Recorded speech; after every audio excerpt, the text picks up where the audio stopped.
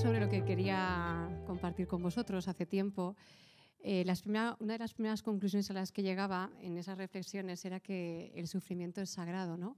Y hace 15 días Josué, hablando de la herida, hizo una reflexión parecida, diciendo que el sufrimiento tenía algo de sanador. Entonces decidí descartar. Digo, vamos a cambiar. No del todo, pero quise ir en otra línea porque no iba a poder decir nada que añadiese a lo que Josué había compartido.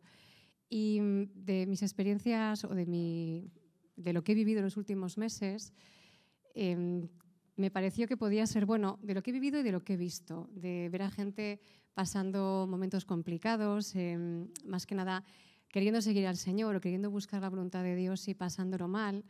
Yo misma, que hace 15 días tuve un episodio de ansiedad y no fue nada muy espectacular. No le llamo ataque porque le he hecho en falta un poco más de puesta en escena. Sí, un poco de farándula, chaval yo. Entonces, pero es verdad que es una cosa que yo viví dentro de la contradicción o de la contrariedad de querer seguir al Señor, de querer morir a mí misma, de querer hacer las cosas bien y aún así, pues bueno, tener pasar ese rato. Entonces, pensando, decidí desempolvar una enseñanza que di en la Pascua de 2019 en Valencia, la segunda Pascua que hicimos allí, que hablé sobre la prueba. Entonces me parecía que podía ajustarse un poco a lo que en estos momentos yo estoy viendo a mi alrededor y por lo que he estado pasando, y creo que puede servir. Entonces saqué mis notas, que son breves, la verdad, yo no recordaba que fuera tan corto, pero me di cuenta que 3 años después de lo que yo reflexioné sobre esto, echaba en falta algo, ¿no? Se me hizo un poco práctico o poco esperanzador lo que yo contaba en esto, ¿no? Entonces, la buena noticia es que, aunque ya lo habéis oído, va a ir un poquito más allá. Lo que pasaba también es que hace 3 años Sonia me llamó en plan de emergencia, no hay nadie que predique, estamos en agosto, estamos de vacaciones, dije, vale, pues yo cuento, lo conté la Pascua, digo, pero no me grabéis, entonces no hay pruebas, con lo cual es como si fuese la primera vez. Anabel lo va a escuchar por tercera vez, pero es como si fuera la primera. Bueno, pues mi reflexión sobre la prueba, lo que yo quise compartir, surgió por un momento como de encontronazo que yo viví con la comunidad. Hubo una reunión, yo salí revuelta de esa reunión, salí diciendo, no tengo por qué aguantar esto, esas cosas, ¿no? Y fui a la oración y hojeando la Biblia, que no es que fuese una práctica, bueno, salió así de repente, llegué al versículo de Eclesiásticos 2:1, que dice, hijo, si te decides servir al Señor, prepara tu alma para la prueba. Me gustó, ¿no?, que empieza por hijo y habla de que la prueba va a ser el alma la que lo va a pasar.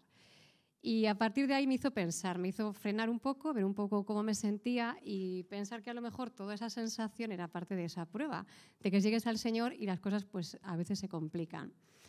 Lo que distingo de cuando hablo de este sentido de la prueba es que yo no creo que se trate de crisis, ¿no? Creo que crecer, vivir, seguir al Señor, encontrar tu sitio, saber lo que quieres pasa como por fases de crisis, que vas superando, que vas aprendiendo, la vida se complica, te decepciona, te tienes que amoldar, te tienes como que reinventar, pero yo creo que, bueno, de hecho mi experiencia ha sido un poco que he ido creciendo a base de ir superando eso y recuerdo que a veces cuando hablaban en el acompañamiento yo decía, te preguntaban cómo estabas y yo identificar, decir, estoy en crisis. Pero no es tener esa sensación de prueba. Y creo que la crisis no es mala y que si le está pasando, pues nos ha pasado a todos, ¿no? Vivir así, crecer así. Y luego, lo que sí veía es que el sentido que yo le daba a esa prueba, por lo menos por lo que yo estaba viviendo, era más referido como a contrariedades con las que vamos enfrentándonos, ¿no? Que pueden ser muy grandes o pueden ser muy pequeñas, pero que tienen que ver con las rendijas de nuestro carácter. Yo en este curso, bueno, estos meses, hemos reflexionado mucho sobre el tema del carácter. De hecho, en el impacto hablamos de ese tema también, de cómo esas debilidades de carácter a veces es lo que no te deja llegar donde Dios te quiere llevar, porque no eres capaz de controlar eso, no eres capaz de gestionarlo muchas veces. Y creo que además, claro, como es una cosa que es muy nuestra, está muy relacionado con nuestras tentaciones y con nuestras peleas, con lo que tienes que pelear. esa parte de ti con la que no te deja llegar donde quieres, es por donde te pueden atacar más fácilmente, que también tiene sentido. Tengo ya aquí apuntado de hace 3 años una predicación de Luis Priede que citaba cartas del diablo a su sobrino y hablaba que no hace falta tentar al que no hace nada, que ese no es un problema. El que está pasando de todos y sin pensar en nadie, no hace falta preocuparse por él. Hay que preocuparse por el que se mueve y por el que quiere seguir a Jesús, ¿no? Y con el tema de la prueba, yo vivía también que hay una visión del mundo, una mentalidad en el mundo de como que no, hay un cupo de sufrimiento, ¿no? Como que, a ver, no hay que pasarse, o sea, no es justo. Yo recuerdo cuando yo conocí a mi compañera, su madre estaba enferma, pero ella había perdido a su padre con 14 años. Entonces ella se enfadaba y se indignaba y decía que dejara de haber gente que tenga los 2 padres, ¿no? Ella ya había perdido uno porque tenía que enfrentar que su madre con 60 años tuviese que pasar por eso. Y yo a mí eso a veces se me pega. Cuando llega el momento de la dificultad, dice, jolín, ¿otra vez? O sea, no he pasado bastante, no ha sido suficiente. Pero bueno, parece que nos merecemos que si vamos avanzando y vamos dando pasos, las cosas nos tendrían que salir mejor, no ser más complicadas, ¿no? Pero el versículo te dice que si te decides a seguir al Señor, prepara tu alma para la prueba. Bueno, y le buscaba un sentido, ¿no? ¿Qué sentido tiene la prueba? Y en la Biblia hay muchas referencias. De hecho, ese propio texto, cuando va avanzando, te dice que como el oro se prueba con el fuego, ¿no? También a mi hijo, dice, a tu hijo te serás probado en eso, ¿no? Y veía que hablamos de la prueba, hablamos de muchas cosas en el ámbito cristiano que también suceden en la vida normal. O sea, yo creo que todo se pone a prueba en esta vida.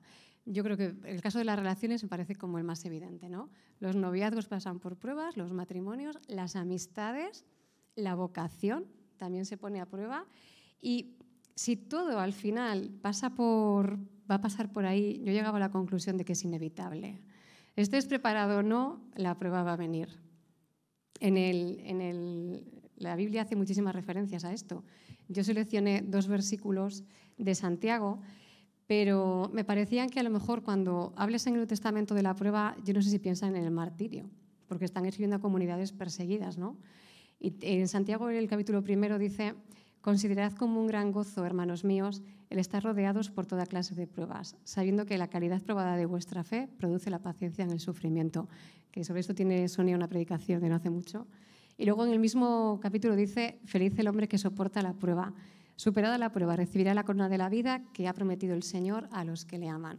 Por eso yo no sé si está hablando de la prueba de la gorda, de la difícil, ¿no? Pero en Zacarías, que es anterior, me gustó muchísimo un versículo que decía: yo meteré en el fuego este tercio, los purgaré como se purga la plata y los probaré como se prueba el oro. Invocará él mi nombre y yo le responderé. Diré, él es mi pueblo, y él dirá, Yahvé es mi Dios. Entonces parece que la prueba tiene sentido y que es útil, ¿no? Y que nos va a llevar un poco más lejos. La primera que yo veía, los beneficios que yo le veía a pasar por la prueba, claro, aquí pasan 2 cosas. O la pasas o no la pasas, ¿no? Si la pasas, la buena noticia es que por lo menos yo veía como mínimo 3 ventajas. Y lo primero era que es una oportunidad para rectificarte, para poder cerrar esas rendijas, para aprender a gestionarte. Creo que si no podemos vivir por esa rectificación, si no nos podemos dejar hacer en esa rectificación, es más, si te dejas hacer, creo que llegas mucho más lejos de lo que hubieses pensado, que por tus propios medios ibas a conseguir. Lo siguiente en lo que yo caía era en la paciencia. Creo que la paciencia, o sea, la falta de paciencia es lo contrario a la fe, para mi gusto. Yo recuerdo en la predicación sobre Abraham que Abraham recibe una promesa de vas a tener una descendencia, no se podrá contar tu descendencia, y Sara se impacienta. Sara se pone impaciente y es cuando monta todo el follón de Agar, Ismael, todo este asunto. Y por eso creo que todo lo que nos lleva a aumentar la paciencia nos va, bueno, la predicación de Sonia otra vez, nos va a venir muy bien. Y tenía aquí, había apuntado yo los versículos de Santa Teresa, que si no pasó por pruebas ellas, en la que habla de el famoso de nada te turbe, nada te espante, todo se pasa, Dios no se muda, la paciencia todo lo alcanza, Quien a Dios tiene, nada le falta. Solo Dios basta. ¿Qué tienes que vivir para tener la autoridad de decirle a alguien, solo Dios basta? ¿No? ¿Por qué has pasado? ¿Qué te han quitado para que digas, con Dios es suficiente? Bueno, y que te crean, ¿no? Porque puedes decir muchas cosas, pero tener autoridad para decirlo. Y la última ventaja que yo veía es que la prueba, pasar por la prueba te ayuda a conocer más a Dios. Porque la idea que tú tienes de Dios se va a forjar también en la prueba. Cuando tú sientas que el Señor te ha rescatado, para ti Dios será el que te rescató también. Pero, ¿y si no? Si no pasamos la prueba, si la prueba nos pasa a nosotros, ¿no?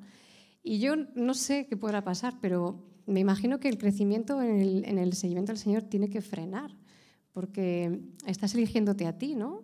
No estás siguiendo, no quieres continuar. Y yo decía, ojalá que en el mejor de los casos te quedes en un cristiano de cumplimiento, por lo menos, que no sea tan gorda como para que media vuelta, ¿no? Y ya estoy acabando, ¿eh? Veis que he sido muy breve. Bueno, yo llegaba a 4 puntos, claro, hablaba para gente joven, era la Pascua. Digo, si te encuentras en esa situación, ¿a ti qué te puede ayudar a salir de la prueba? Y yo me marcaba 4 cosas. Lo primero era que, pues claro, también es verdad que a lo mejor esto es un poco antes de la prueba, es el hecho de conocerse a uno mismo. Creo que tienes que llegar, que cuando te llegue el momento sepas lo más posible, te conozcas lo más posible, porque yo creo que la prueba saca lo peor de ti. Lo saca ese genio, saca el orgullo, saca la soberbia. Entonces necesitas saber o el individualismo o la falta de misericordia. Tú tienes que saber quién eres para que no te dejes embaucar, para que no te dejes pensar que distingas que eso no es tuyo, que eso que estás viviendo. Y lo que nosotros insistimos tanto en vivir en verdad, ¿quién eres, no? ¿Quién eres y qué te mueve? Y lo necesitas para poder salir de esto. Lo segundo que se me ocurría era no tomar decisiones importantes, no es el momento. Como decía San Ignacio, en tiempos de desolación, no hacer mudanza. Cuando sientas que lo tienes todo en contra, que estás muy enfadado, pues espérate, cálmate. Porque además yo tengo la experiencia, no sé si os pasará a vosotros, de que se enmascaran en decisiones muy reflexivas. Tú sientes que has pensado mucho, sientes que has discernido, sientes que esto tiene que ser de Dios porque lo he rezado y se cuentas a otro y el otro lo que escucha es el enfado, ¿no? Lo que sea que esté detrás, pero tú para ti mismo eres capaz de sentir que lo has reflexionado y que eso es lo que Dios quiere. Y lo otro que pensaba era que no olvides cuál es la verdad. No olvides aférrate a lo que sabes de Dios, a lo que sabes de ti y a lo que sabes de los hermanos. Aférrate a eso, porque eso es igual. Eres tú el que está en la crisis, no es ni Dios ni tu forma de ser realmente, ¿no? Y recordaba, yo tengo aquí apuntado una frase de Mariví que me gustó mucho en un testimonio que dio, que decía, estés tú como estés, Dios sigue siendo Dios. Como dice Santa Teresa, Dios no se muda, ¿no? Y la última que se me ocurría era el acompañante, el mentor, la persona de referencia. Transparéntate lo antes posible, porque no tienes por qué pasar por esto solo. Nosotros no, de lo que defendemos es todo lo contrario, que para esto estamos los hermanos, para esto está la comunidad, para eso te fías de alguien y le cuentas por lo que pasas, ¿no? Y esto era lo que yo hace 3 años les contaba a los chavales en la Pascua. Yo no sé si alguno se acordará, pero como han pasado 3 años ya lo verán de otra manera, seguro. Pero ahora que lo miraba y que lo tengo muy reciente y yo creo que pueden ser de las ocasiones más intensas que lo he podido vivir, estuve mirando un poco más, pensando un poco más y rezando y escuchando una predicación llegué al libro de Jonás, que es un libro buenísimo, es muy peliculero. Y la historia la conocéis todos, ¿no? Jonás le dice Dios, dice Yahvé, que vaya a Nínive. Y Jonás dice que la Nínive no va. Buscando en la Biblia, en el contexto, ¿no? Decía que Nínive había sido una de las capitales de Asiria y que no se distinguió ni por la cultura ni por el comercio, se distinguió por las armas. Y los asirios eran guerreros, famosos, dice, por ejercer el poder con dureza y despotismo. De hecho, recurría mucho a las deportaciones para poder someter a los pueblos. Entonces Jonás debió de pensar que la Nínive no iba. Entonces, Coge un barco, dirección Tarsis, se está en una tormenta tremenda, los marineros rezan, no sé qué, echan las suertes y dice, este es por Jonás. Y le preguntan, ¿tú qué haces aquí? ¿Quién eres? Entonces el otro cuenta que es que está oyendo de lo que Yahvé le ha dicho. Y les dice a los marineros que le tiren al agua, porque es lo que va a calmar la tempestad. Así que los marineros lanzan a Jonás al mar, la tempestad se calma y Dios, dice el texto, Dios hace que un pez gigante se coma a Jonás, ¿no? Entonces tenemos a Jonás pasando las canutas. Me gusta porque él se mete ahí por sí mismo, porque desobedece. Eres un desobediente, es la rendija de su carácter, ¿no? ¿No has querido obedecer? Pues te ha comido el pez. ¡Hala! Y entonces, en ese momento, cuando yo no sé qué imagen será, no sé qué intenta representar con estar dentro de un pez, pero él levanta un clamor, él hace una oración que a mí me parece, bueno, la Biblia está llena de oraciones en las que se clama a Dios en la angustia, ¿no? Pero esta me ha encantado porque él, al mismo tiempo que va clamando por su situación, cree que Dios le está escuchando. O sea, hay un acto de fe en el clamor de Jonás, ¿no? Entonces, si no, os voy a leer una parte, bueno, bastante parte, porque es muy chulo, ¿eh? Él empieza diciendo, grité al Señor en mi angustia y Él me respondió. Desde el vientre del abismo pedí auxilio y escuchaste mi voz. Yo dije, me has arrojado de tu presencia, ¿cómo podré volver a contemplar tu santo templo? Las aguas me apretaban hasta ahogarme, el abismo me envolvía. Me hundí hasta los cimientos de los montes, hasta el país donde son eternos los cerrojos. Pero tú sacaste mi vida de la fosa. Señor Dios mío, cuando mi alma se hundía me acordé del Señor y mi oración llegó hasta ti, hasta tu santo templo. Te ofreceré sacrificios y cumpliré las promesas que te hice. Del Señor viene la salvación. Entonces, yo me he sentido identificada con esto. Yo he sentido no diría el abismo, porque ya digo que, pero me he sentido perdida o me he sentido, pues no sé, quizá por mi propia torpeza y he clamado, he tenido esa experiencia de clamor de Dios. Y creo que si alguien está en un momento de angustia, yo le diría, clama al Señor, que el Señor escucha, porque el Señor no puede dejar de ser el Señor, ¿no? Y avanzando la historia de Jonás, que solo son 2 capítulos más, pero es que no tiene desperdicio, el Señor escucha la oración de Jonás, hace que el pez vomite a Jonás y le dice a Nínive. Y el otro se va a Nínive. Dice que es una ciudad grande porque tardan 3 días en recorrerla y les anuncia que la ciudad se va a destruir, que en 40 días va a llegar la destrucción. Entonces todos los ninivitas, el rey se arrepiente, se convierte, se viste de sayal, decreta un ayuno y Dios se conmueve, ve que se han convertido y no destruye la ciudad. Entonces Jonás, le dice Dios a Jonás, ¿qué te pasa? Y dice Jonás, que me he enfadado. O sea, no solamente has desobedecido una vez, es que ahora te estás enfadando. Dice, porque yo no quería venir a Nínive porque sabía cómo eras tú. Sabía que si se convertían tendrías misericordia y no les destruirías. O sea que Jonás tiene su cosa, porque acabas de salir de aprender a obedecer y ahora tienes que aprender a no cuestionarte a Dios, ¿no? Entonces, tú enfadado, digo yo, claro, pues el Señor le dice, ¿te irritas por eso? Se va a la playa, se queda allí, se instala, más o menos, a ver qué pasa con Nínive.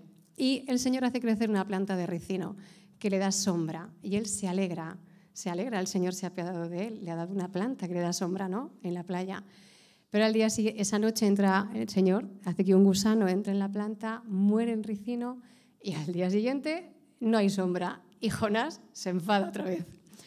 Y el Señor le dice, ¿por qué te enfadas por un árbol que tú no has tenido nada que ver en que crezca, no has tenido nada que ver en que te dé sombra, no has tenido nada que ver en su muerte y no entiendes que yo no quiera destruir a 120.000 personas? ¿Por qué te hace sufrir ese árbol y no entiendes que a mí me haga sufrir 120.000 personas, ¿no?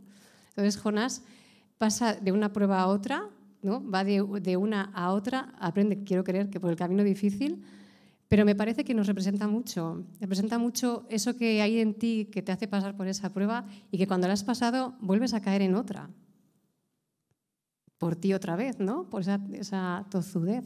Y me recordaba mucho la actitud de Jonás a un versículo de Santiago que dice que la ira del hombre no obra la justicia de Dios. Y pensaba, bueno, pues si esto va de pruebas, ¿no? Si te tienes que pasar de una prueba a la siguiente, mientras, en camino, disfruta y prepárate. Si decides seguir al Señor, prepara tu alma para la prueba. Al final, yo creo que compensará. Creo que compensará. De una prueba a otra prueba. Y esto era mi reflexión, el plus de los 3 años después. Y hasta aquí lo que quería compartir, que espero que os sirva.